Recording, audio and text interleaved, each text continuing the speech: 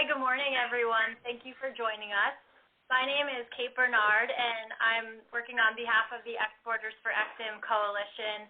I know many of you are familiar with the coalition. It's a very large group of several companies of all sizes and trade associations, including the National Association of Manufacturers and the U.S. Chamber of Commerce.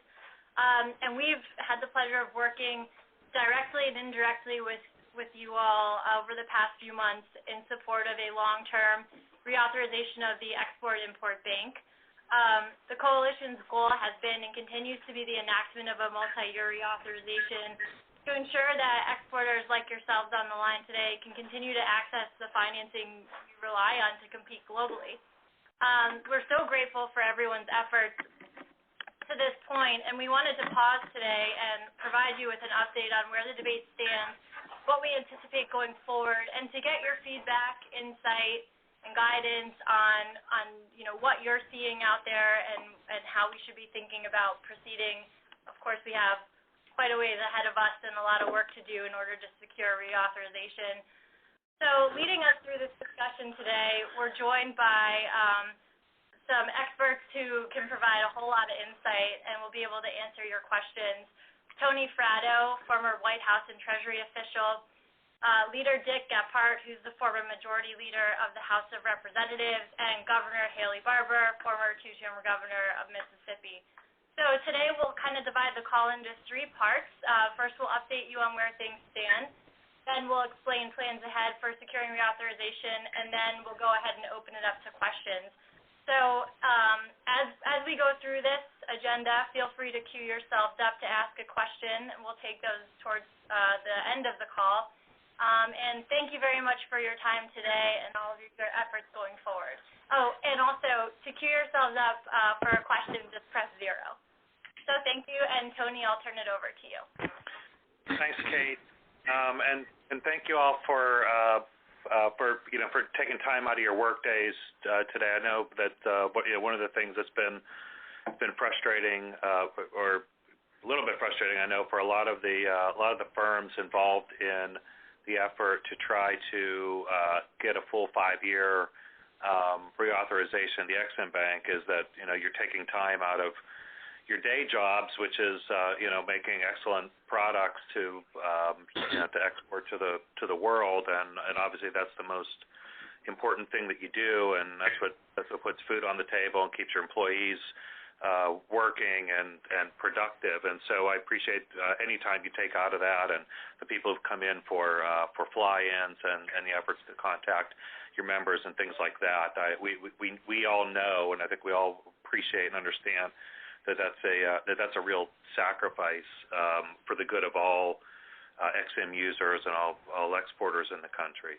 To that end, I want to talk a little bit about what has been really effective, and it has been that that individual contact. So talk a little bit about some of the grassroots efforts and how impactful that's been here.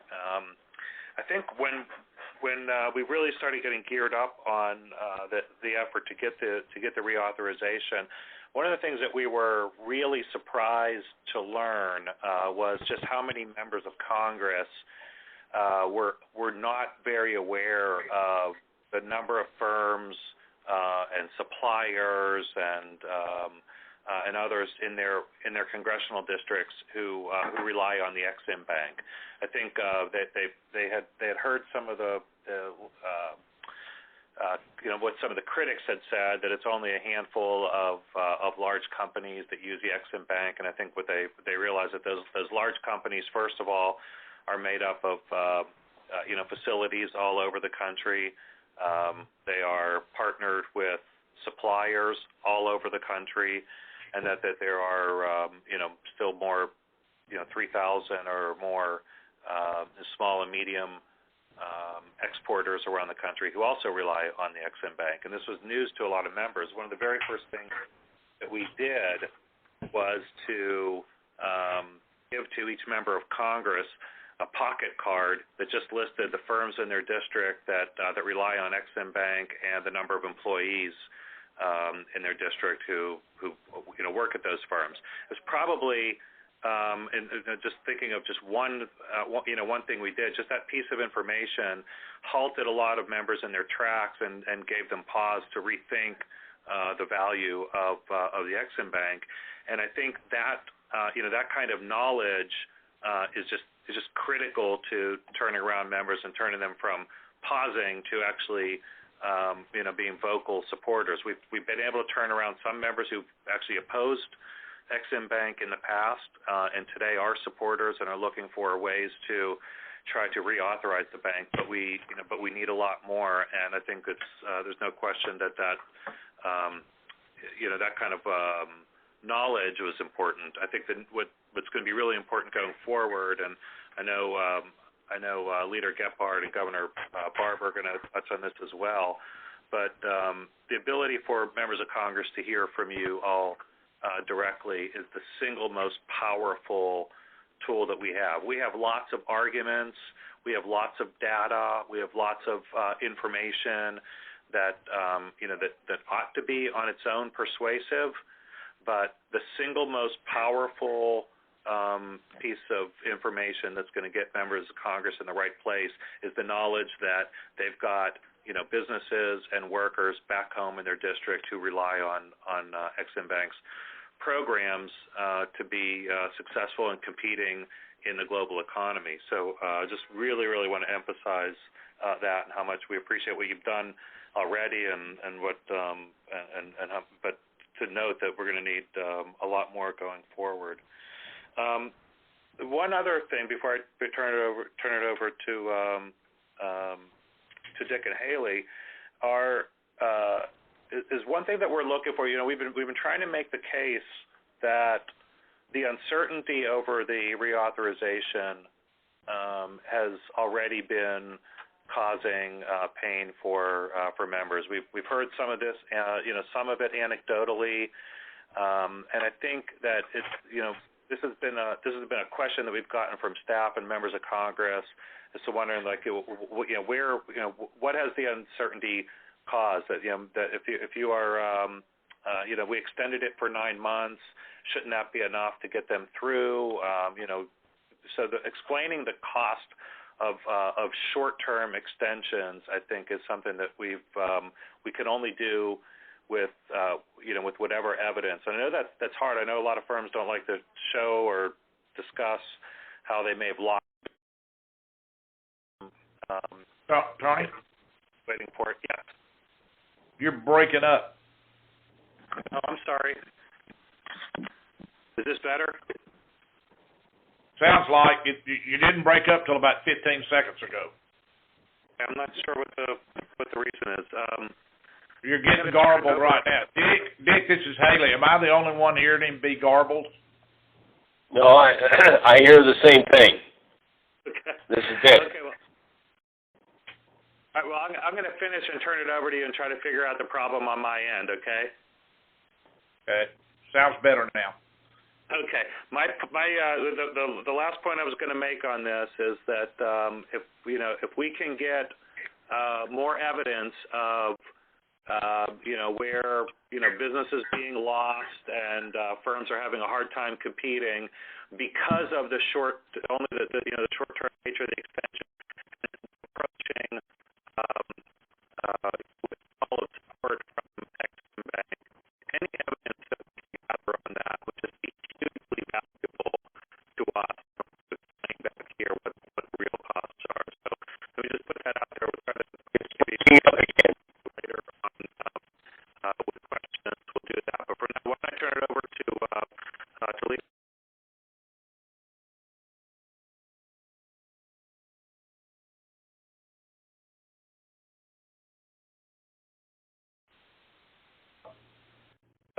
Dick, are you on? You want first for us to start?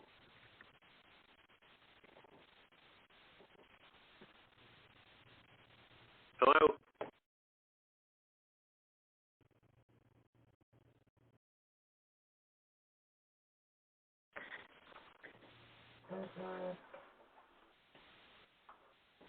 Dan, you want to see if we can get some direction here about what they want us to do?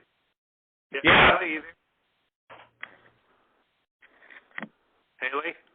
Hey, I'm not sure why you can't hear me, but we can hear you.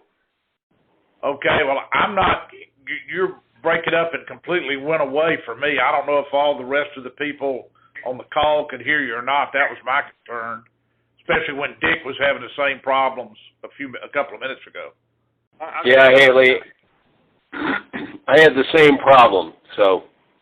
Dick, do you want me and should you and I just go ahead and start our part, and maybe Tony can come back on when they get the technical problem done?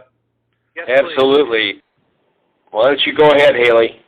Yeah, this is Haley Barber, and Leader Gephardt and I are going to spend a minute to talk about where we see the situation in Washington.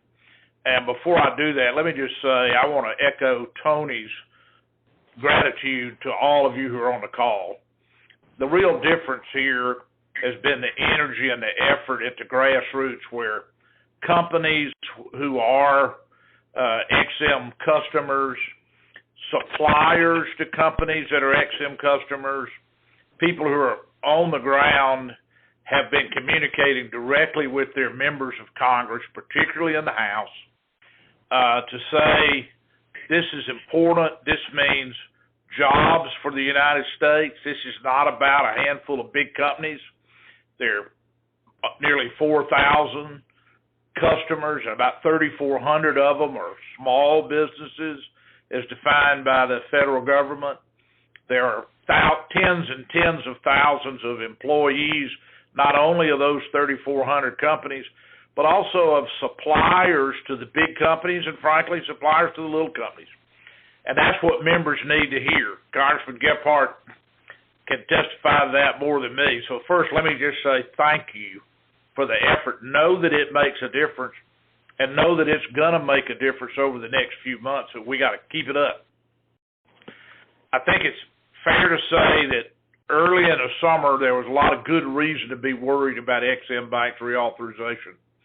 The other side was on the offense, it seemed like, but we turned that around during the late summer. And let me just say, I really mean you folks who are on the call, the companies and your employees and suppliers, so that we not only got a short-term reauthorization of XM on the continuing resolution through both houses of Congress, but we also got to where our messaging was very powerful and being heard. And I would say we're at least back to even in this fight.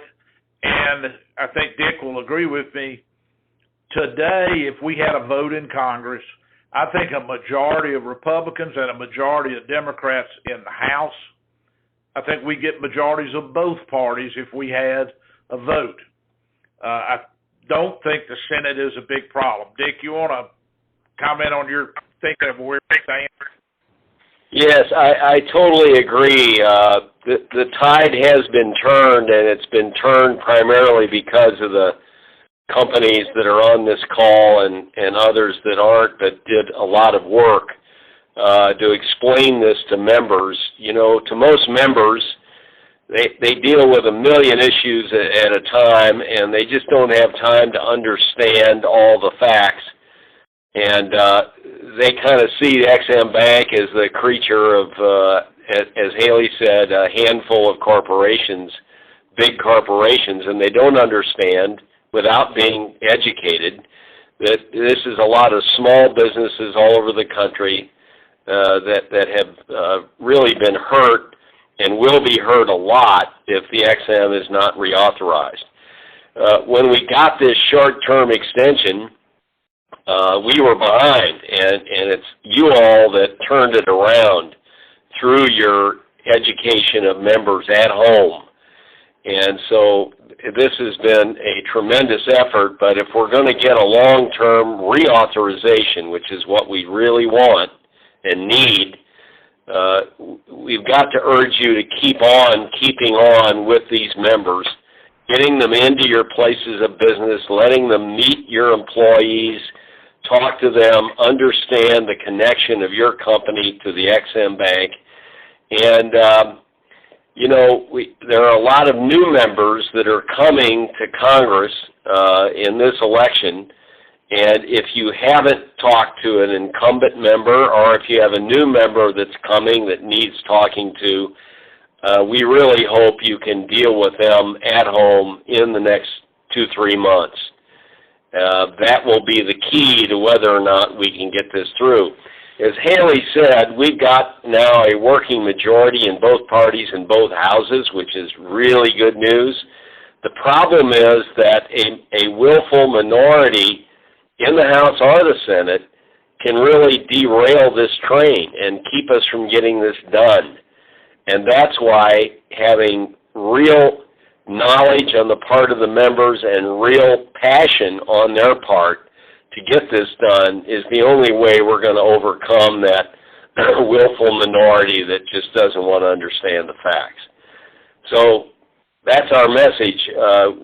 There may be something happen in a lame duck session. I'm frankly dubious and skeptical that will happen.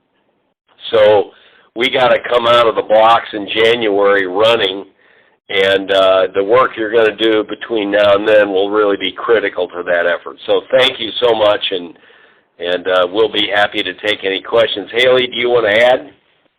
Well, I just want them to understand strategically where what you said fits into our strategy. We do believe that the House is more likely the problem than the Senate. That doesn't mean the Senate is a gimme, but we believe the House is more likely a problem than the Senate, and it is because the chairman of the Committee of Jurisdiction, Congressman Hensarling from Texas, has made this a cause célèbre for him. Frankly, we think if there were a vote today, not only would a majority of Republicans vote for an extension of the Ex-Im Bank, we believe a majority of the Republicans on Congressman Hensarling's committee would vote. However, some of those members, Republican members of the committee, are not running for re-election, and we don't know who will be chosen to take their places on the Committee of Jurisdiction, which is Financial Services Committee. So we would like to just remind you that our strategy is to let Congress be constantly reminded that this is not about a few big companies, that the idea of crony capitalism being what drives Ex-Im Bank is simply not true. That a huge number of companies participate and that tens and tens of thousands of workers not only work for the Ex-Im Bank customers, but there are hundreds of thousands more who vote for their suppliers. Boeing has about 15,000 suppliers, not counting who works for Boeing. And you can go down the list to a lot of big companies have all these suppliers, but so do a lot of small companies. For members of Congress, particularly Republicans, they want to try to politically portray themselves as the party of economic growth. And Dick and I don't argue about politics, but we do both recognize that that's a Republican goal, that they're the party of economic growth and there hadn't been enough growth. Well, we've got to also make them understand if you shoot Ex-Im Bank dead, we're going to have less economic growth. The first quarter of this year, we had the biggest contraction in gross domestic product since the Great Recession ended. And the biggest driver of that reduction in GDP was a reduction in exports. So if Republicans are for economic growth and exports hurt our economic growth more than anything else this year because they went down, how can you be for something that would reduce exports, which even the opponents of Ex-Im Bank admit that exports would be diminished. We also have to remind the American people, Ex-Im Bank makes a profit. It is not costing the taxpayers money. Last year it made more than $1 billion, and then the fiscal year that just ended, they made another profit of hundreds of millions of dollars for the Treasury and therefore the taxpayers. But at the end of the day, I think if you put it in one sentence, we can export our goods or we can export our jobs. And everything that we do should visualize or say that. Here are all these jobs. They're not going to be able, we won't be able to continue to have them at all, or certainly not as many if we don't have the Ex-Im Bank. And finally, of course, 60 other countries do this. To make the American manufacturing world, because this is mostly about manufactured goods, not totally, but mostly, to make the American business world have to compete against subsidized competition with one hand tied behind their back is just stupid. In a perfect world, if nobody subsidized, maybe you could make a case to not have the Ex-Im Bank. But we don't live in a perfect world, and you're having to compete against companies that are not only being subsidized by their governments, often they're owned by the government. So that's kind of our message, maybe in Southern rhetoric, but for your employees, your officers, your stockholders, your suppliers, your bankers, to take that message to the members of Congress, particularly in the House, and it's more needed among Republicans, but we sure can't take Democrats Do we have for any granted. questions lined up at this point? Now, I guess, Dick, Haley, I was going to say, Haley, you got something, let's go to questions. so let's, you said it well, we can go to questions. Great. So if anyone has a question, please press 0, and we'll get you queued up. And also, love to hear any comments or insights in addition to questions. I'd actually like to kick off with the first question. Governor, you just spoke a lot about the common misconceptions that a lot of opponents have about the bank. I would love if the three of you could reflect on some of the most helpful or impactful instances of engagement by companies who use the bank. What activities and initiatives did they take on that you felt really moved the needle leading up to this temporary extension? I'm sorry I couldn't hear you. It was broken up. Garbled on my end. You want to take that if you could hear it?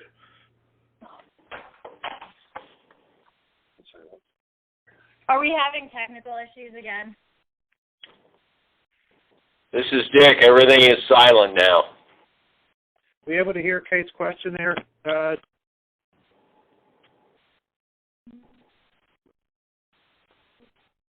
This is Tony. Can you hear me? I can hear you, Tony. Okay.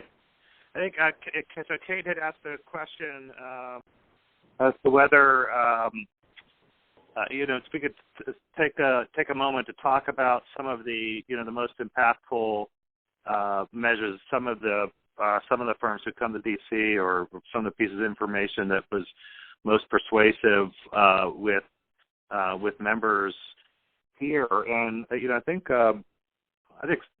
some of what we've been able to do, and this is a project that we've been working on and that we want to expand to suppliers and other partners with, especially with some of the large corporations. We've done I think more than 70 testimonials from small and medium-sized firms around the country that we've been able to share, we've been able to use on social media, that we've been able to use to educate reporters. I don't think we've done a very good job so far, though, on talking about the supplier base to the large firms. I think is just a really critical piece of our messaging on this is to help members know that it's not just the direct users of Ex-Im Bank, but suppliers to a lot of the large firms that are big users. Boeing, GE, Honeywell, and Dow, and all the other large firms have literally tens of thousands of suppliers across the country, and we want to start telling their stories as well, and explaining the number of employees that are tied to to those partnership and supplier relationships as well. So I can just say we're looking for those for those stories and contacts, and if any of you are on the line and want to be able to try to reach out to us to give us some of that information that we need. We really love to have it because I think that'll be very persuasive for members as well. Dick or Haley? Yeah, this is Dick. I want to maybe give you a sense of how best to affect a member. I was a member for a long time, and I have an old saying, seeing is believing. And our constant problem is getting attention from a member to understand a problem. Written material is great and important. Much more important is a face-to-face meeting in the district, especially. And the best of all is getting the member to come to your place of business and see what you're doing. And while they're seeing it, you can explain to them that these jobs are supported by the XM Bank's participation with whoever you're supplying. And once they see that, they will not forget it. And they'll also see that there are potential votes in those employees for or against them in the next election. And that's the most convincing fact of all. So Tony is right. We need stories, we need anecdotes, we need information, we need facts. But in terms of getting the real commitment of people, face-to-face meetings, especially meetings at the place of business, getting into the mind, getting attention from the member so that they really understand it and begin to believe in it is the most important thing to do.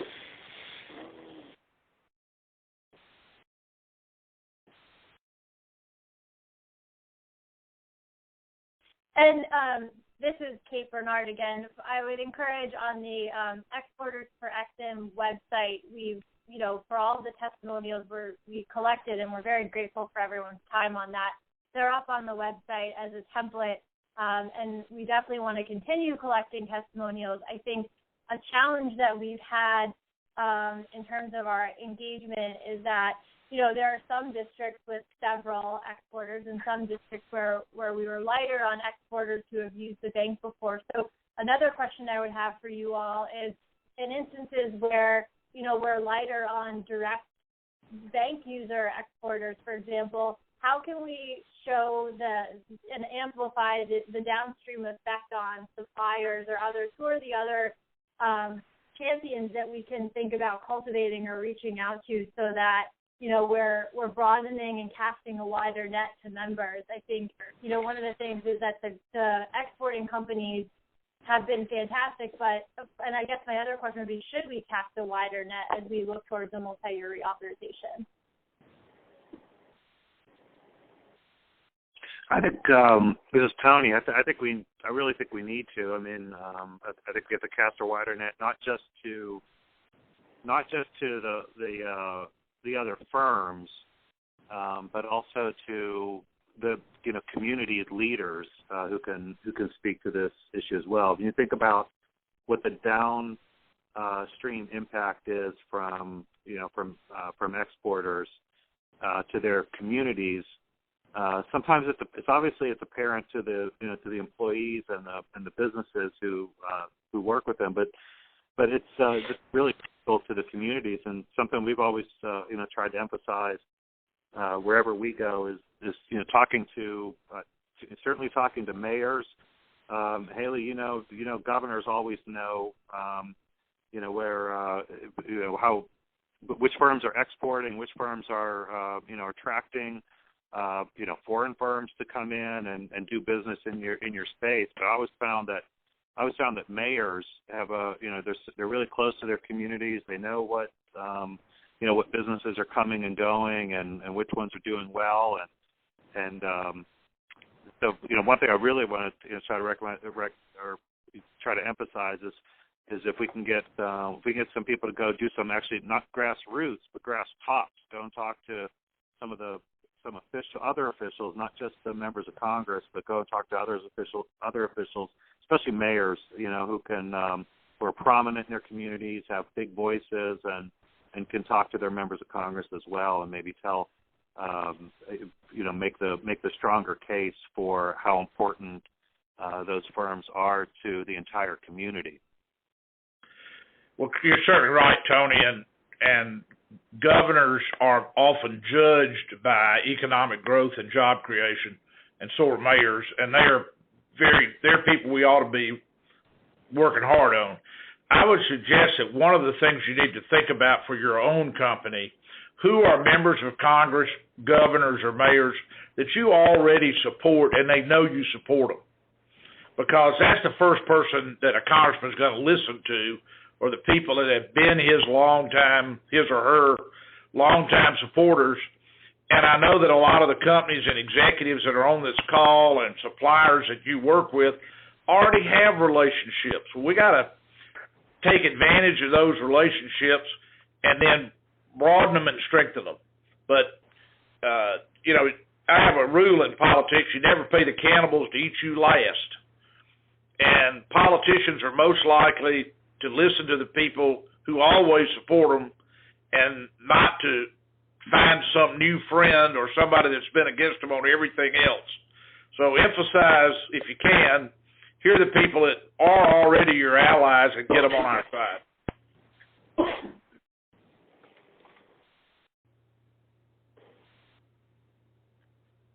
That's such a great point. Definitely, if you have existing relationships with, with members of Congress already, and to Dick's point, that we're going to have a whole, crop of new members coming in. So not just sitting members, but candidates who are running also. If you're already, contributors or supporters of some of these members, that's definitely the place to start. Kate, I think do we have time for another question? So if you have a question, press 0. But a final question that I'll offer that I'm curious about is, based on the work of the coalition thus far, how can the coalition help companies, associations, your business amplify your voice in D.C.? Looking to the coalition as a resource for you, we realize that, like Tony had said, everyone's got their day job, and so to the extent that we can be a resource here in Washington and reaching these members, I'd love to hear a great explanation of what we can do and the kinds of ways we can be available to assist. Yeah, just one point on that. I want to make sure we talk about working with the coalition. We should also emphasize there are just great partners on the coalition too. A lot of the associations, obviously the National Association of Manufacturers, just a huge part of this. The U.S. Chamber, and a number of other pro-export organizations are part of the coalition. And in fact, I don't know that there's ever been on any one issue a broader coalition of supporters for any one narrow issue than this one, with hundreds and hundreds of signatories to letters to support on this. So work with your associations as well, but directly with the coalition. I know that I would love to hear directly on how. I would like to let anyone know that we're here as a service on this as well. We're pushing very, very hard and fighting on this every day to try to get more attention and educate more on the issue and build the relationships that we need to get this done. So, if you don't know what to do, if you know you want to be helpful and you don't really know how to do it, we're here for you. Call us, ask us, for whatever advice. If you want to contact your member of Congress, and maybe you've never contacted your member of Congress before and you're not sure how to do it, we can help you with that. If you wanted to talk to local media or to try to spread the word on this or write an op-ed, we can help with that. You should think of us as some of the service to help you do some of the things that we're asking. Don't ever hesitate to call. It's just critically important, and you should know that we're there for you.